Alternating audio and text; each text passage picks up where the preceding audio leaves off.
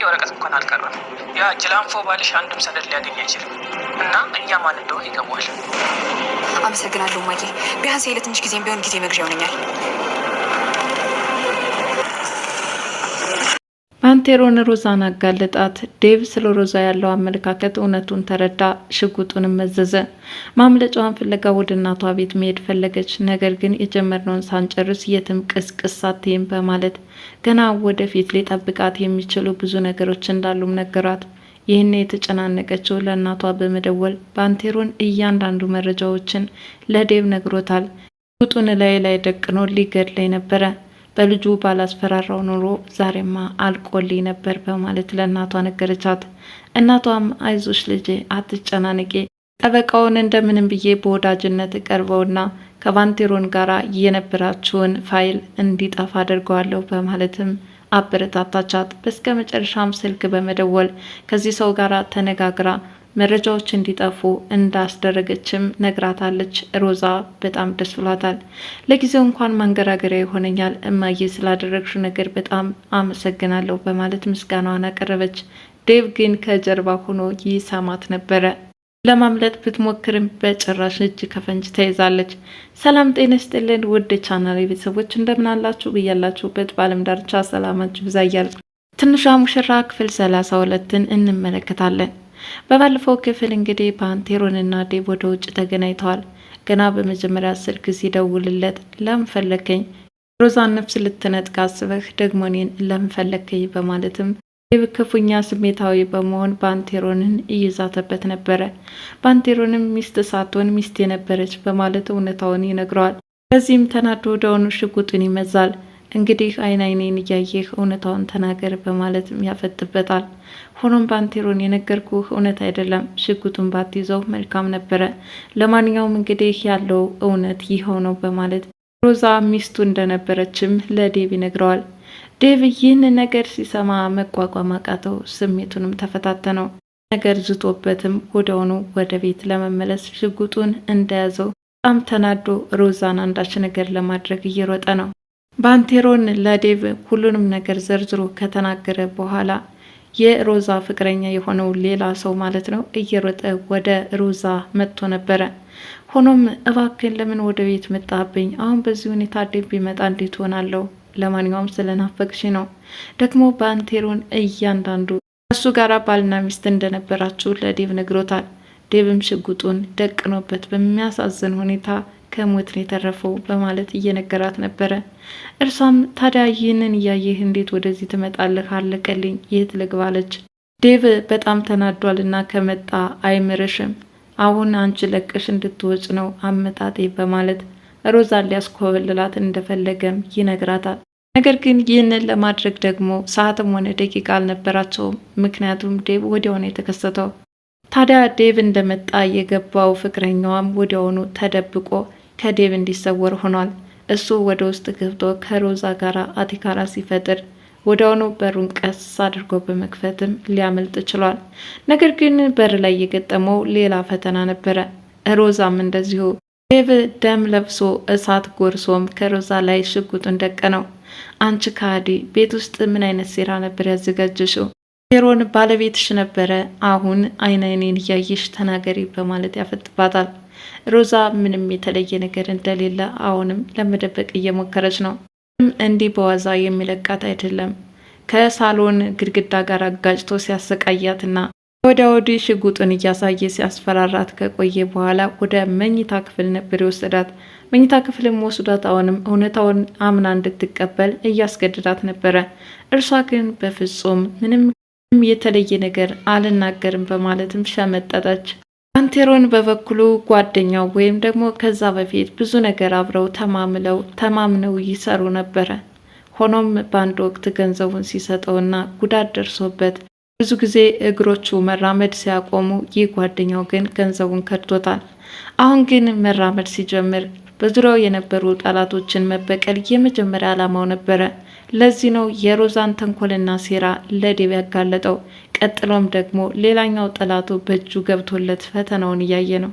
ታዲያ እኔ እናንተ ብዙ ነገር ተማምለናል፣ ብዙ ነገር አብረን ሰርተናል። እንዴት ጓደኛ ሆኜ ሳለሁ ትክደኛለህ? እንደ ወንድም ነበር የማይህ እያለም ጉርቦውን አንቆ ክፉኛ አልለቅህም ብሎታል። ታዲያ ይህ ሰውም እባክህን እያለ ሲለማመጠው ነበረ። ሰዓቱ ምሽት ነው፣ ማንም አልደረሰለት። በስከ መጨረሻም ገንዘቡን እንድታመጣ በማለት በለዛ ደግሞ በህይወቱ አንዳች እርምጃ ሊወስድበት እንደሚችልም ዝቶበት ትቶት ይሄዳል። ሮዛም በዴቭ እንግዲህ ያየችውን አይታለች። እጅግ በጣም አስደንጋጭ ነገር ነው። መቼም ያልጠበቀችው ሽጉጡን የመዘዘባት ይህ የዴቭ ከባድ ውሳኔ ሰውነቷን በፍርሃት እያራደው ነው። ሳሎን ላይ ራሷን ይዛም ተቀምጣ ሳለ ወዲያውኑ ሉሊት በመምጣት ምንድን ነው የተፈጠረው ነገር እያለችም ጠይቃት ነበረ። እንኳን ደስ አለሽ፣ እንዲህ ተሰብስባችሁ እኔን ለማጥቃት ቡድን እንደመሰረታችሁ ሁሉ እያንዳንዳችሁ ዋጋችሁን እሰጣችኋለሁ እያለችም በሉሊት ላይ ዛቻና ማስፈራሪያ ደረሰችባት። ሉሊትም በአንቺ መከፋት እኔ ደስ የሚለኝ መሰለሽ እንዴ? ለምን እንደዚህ ትይኛለሽ? አለች ምስኪኗ። ለማንኛውም ሉሊት በጣም መልካምና ንጹሕ ልብ ያላት ልጅ ናት። ዴቭ እኮ ነፍሰ ጡሯን እኔን አንቆ ሊገለኝ ነበረ፣ ሽጉጥም ላይ ደቀነብኝ አለቻት። ሉሊትም እንዴት ዴቭ በዚህ ሁኔታ ሊወስን ይችላል?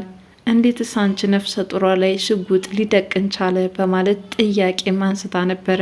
እንግዲህ እንደዚህ አይነት ጥያቄ እንዳትጠይቂኝ ያለችም በጣም መጥፎ ነገር እየተናገረቻት ነው። ሮዛ ለእናቷ በመደወል ዴቭ ክፉኛ ሽጉጡን መዞባት እያንዳንዱ መረጃዎችን ባንቴሮን ነግሮት አሁን ላይ ጨካኝ እንደሆነባትና በዚህ አይነት ሁኔታ ከቀጠለ ምናልባትም ሕይወቴ ሊነጥቀኝ ይችላል፣ እንዴት ብዬ ነው እዚህ ቤት መዋል ማደር የምችለው? በማለት ለእናቷ ነግራታለች። ምናልባትም የልጅህ እናት ነኝ አትግደለኝ ባለለው ኑሮ ነፍሴን በነጠቀኝ ነበር እያለችም ምን ያህል ከባድ አጣብቂኝ ውስጥ እንደገባችም እያስረዳቻት ነው። እናቷም እንዴት ባንቴሮን ይህንን ነገር ሊናገር ቻለ? በማለት ሮዛን ጠይቃታለች። የማውቀው ነገር የለም፣ ለማንኛውም እንግዲህ ገና በመጀመሪያ እግሮቹ መዳን ሲጀምሩ የኔም ጉድ ነው መዘርዘር የጀመረው እያለችም ለእናቷም አማክራታለች። እናቷም መጥፎ ምክር እየመከረች ልጇን ሮዛ ክፋት እንዲባባስ አድርገዋል። ስለዚህ ልጄ ምንም ነገር አታስቢ፣ ከባንቴሮን ጋር ያላችሁ የጋብቻ ወረቀት እሱ በጠበቃው አማካኝነት እንዲጠፋ አስደርጋለሁ፣ በወዳጅነት እቀርበውና አታልለዋለሁ እያሉም ነገሮችን ማመቻቸት እንዳለባቸው ለሮዛ ነግሯታል። ሮዛም እባክሽን እማዬ እንደዛ ካልሆነ በጣም ከባድ ነገር ይገጥመኛል እያለችም ወደፊት የሚገጥማትን ነገር እየተናገረች ነው። ሮዛ ማምለጫዋን ፍለጋ የነዴቭን ቤት ለቃ ልትወጣ ነበረ። ነገር ግን በር ላይ ተገጣጥሟል። ሆኖም ዴቭ የት ነው የምትሄጂው? የትም አትሄጃትም፣ የጀመርነውን ሳንጨርስ በፍጹም በማለትም እንቅ አድርጎ ይዟታል። ሆኖም እንድትመለስ ካደረጋት በኋላ እርሱ ግን ለጠበቃው በመደወል ከሮዛ ጋር ያለኝ የጋብቻ ስነስርዓት ፍች እንዲፈጸምልኝ እፈልጋለሁ፣ ከእሷ ጋር መቀጠል አልፈልግም በማለት ለጠበቃው ነግሮታል። ቀጥሎም አንዳንድ መረጃዎች በማሰባሰብ እንድታግዘኝ እያለም ነግሮታል። ባንቴሮንና ጓደኛዋ የነበረው ነገር ግን አሁን የከዳው ከቡና ቤት ቁጭ ብሎ ቡናውን ሲጠጣ ቆይቶ እየተመሰለሰለ ነው። ጋዜጣ ይዞ የሚያነብ በማስመሰል እንግዲህ ባንቴሮንን ለመሸወድ የሚያስበ ይመስላል። ሆኖም እንደዚህ ሲምሰለሰል ከቆየ በኋላ እየሰማኸኝ ነው? እስካሁን እየተማማልንባቸው እነዛ ጊዜያት አልፈዋል። ማንኛውም ግን ትናንት ምን ነበር የተባባል ነው? በማለትም ይህን ሰው ሲያስጨንቀው ነበረ። ይህ ሰውም ገንዘብ መልስልኝ ነው ገባ እመልሳለሁ እያለ ከባንቴሮን ጥቃት ለማምለጥም የቻለውን ያህል ጥረት እያደረገ ነው። ባንቴሮንም ስትፈልግ ሰው ግደል፣ ስትፈልግ ወንጀል ስራ፣ አሊያም መስረቅ ትችላለህ፣ ለማንኛውም ገንዘቤን መመለስ አለብህ እያለም እያስጨንቀው ነው። በዚህ ሁኔታ ገንዘቡን እንደሚመልስ ተማምሎም ተለያይተዋል። ዴቭም በሮዛ ተንኮል በጣም ስለተናደደ ምግብ እየበላ አይደለም። ሆኖም ሔዋንም የለችም፣ ብቻህን እዚህ ተቀምጠሃል፣ በጣም ደብሮሃል፣ ቢያንስ ምግብ መብላት አለብህ እያለችም ሉሊት ካጠገቡ ሆና ለማበረታታት እየሞከረች ነው። ሔዋን ምናልባት ስራ ለመስራት ይሆናል የሄደችው፣ ሁለታችንም ወዝነን አይሆንም፣ ቢያንስ እሷ ስራ መስራት አለባት እያለም ሉሊት እየነገራት ነበረ። ታዲያ እንደምንም ምግቡን እንዲበላም አድርገዋለች። የሮዛ እናት ስልክ በመደወል ይኸውልሽ መረጃዎችን አጥፍቻቸዋለሁ፣ ከዚህ በኋላ ምንም አይነት ስጋት እንዳይገባሽ በማለት ለሮዛ ነግራታለች። ሮዛ በሰማችው ነገር በጣም ተደስታለች። እማዬ ከብዙ ነገር ገላገልሽኝ፣ ቢያንስ ለተወሰነ ጊዜ መከራከር እችላለሁኝ። እናም አመሰግናለሁ እያለች ምስጋና እያቀረበችላት ነበረ። ነገር ግን ከጀርባዋ ዴቭ ይህንን ነገር ሰምቶታል። ዛሬ ላይ ሮዛ የመጣችባቸው የተንኮል መንገዶች እሾክ ሆኖ እየወጋት ይገኛል።